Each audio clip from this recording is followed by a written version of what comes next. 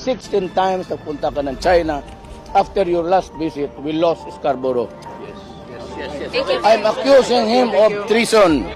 Now, Trillanes had said it was Malacanang that approached him to ask for his help in easing the tension between the two countries. Now, Trillanes had said it was Malacanang that approached him to ask for his help. But last week, President Aquino said it was Trillanes who offered his services. But last week, President Aquino said it was Trillanes who offered his services. Kinontak tayo ni Senator Trillanes at nasa China siya at that time at nilapitan siya, tinanong yung posibilidad kung pwede siyang maging back channel nga.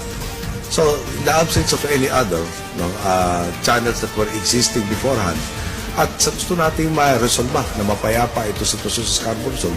So, ano mawawala sa ating pakinggan ni pararating? So, yun doon nag-umpisa po yan. Yan yung pagkakatanda ng ating presidente sa mga pangyari. So, yan po yan. Nagre-report ako kay presidente, lahat ng proposal, galing sa kanya, counter-proposal. So, kung anong hindi niya papayagan, hindi papayagan. So, messenger lang ako dito. Kinausap niya yung mga namumuno sa China tungkol doon sa bagay na sa problema na yun. Ako naman, bilang presidente ng Senado noon, tinanong ko sa kanya, anong karapatan mo na nagpunta sa China? Yung ba, kusang loob mo lamang ang nagpunta ron? Sabi niya, hindi. Nagpunta ako doon, may authority ako. Sinong nag-utos sa inyo pumunta ron? Pagkatapos sumagot si Presidente Aquino, sabi niya, ako ang nag-utos sa kanya. Yung pala, si Trillanes pasok at labas sa China na tila hindi na dumadaan sa immigration dahil inuutosan yata siya ni Presidente Aquino. Ayon kay Pangulong Rodrigo Duterte, malaking question kung ano ang mga naganap sa negosasyon ukol sa West Philippine Sea Territorial Dispute, kung saan sa kabila ng negosasyon ay nawala pa rin sa kontrol ng Pilipinas ang Scarborough Shoal dahil sa pag-atras ng mga barko ng Pilipinas. Ang akin lang, sir, it is really a wonder to me why, of course, it's only President Aquino who can answer it, why he chose a military man to do the back channeling.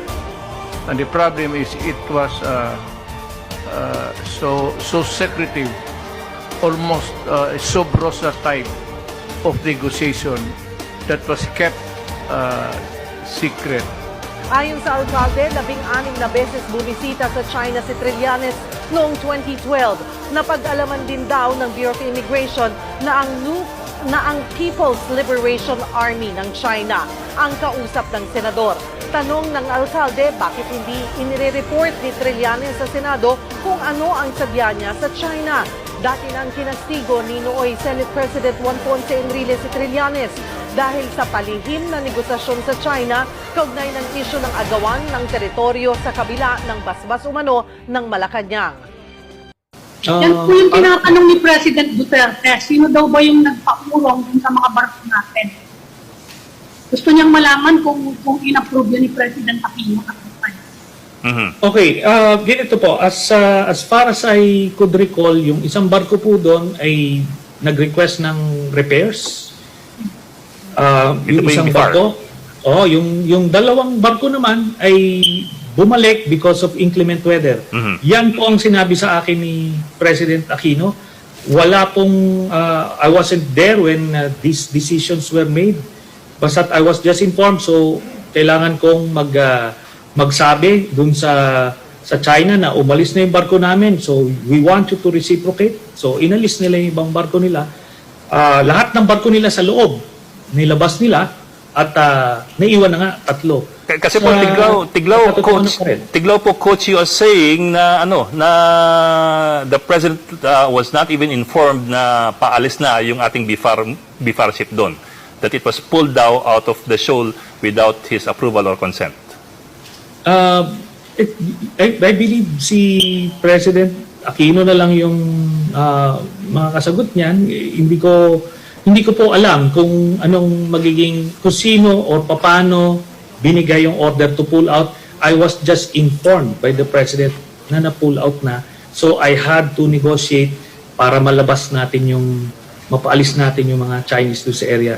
And we did.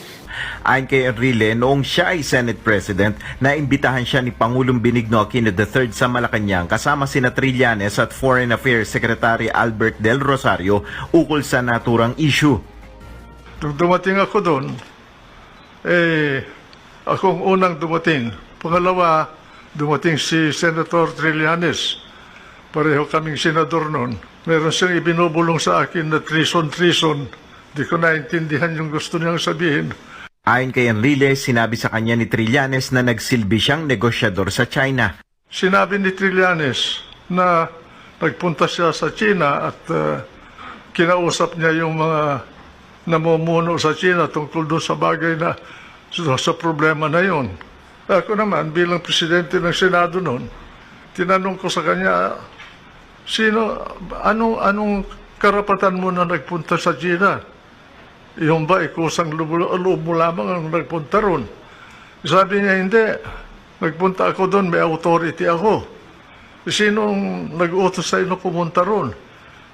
Pagkatapos sumagot si Presidente Aquino, sabi niya, ako ang nag-utos sa kanya. Dito na niya pinag-iingat si Pangulong Aquino ukol sa backdoor negotiation sa China.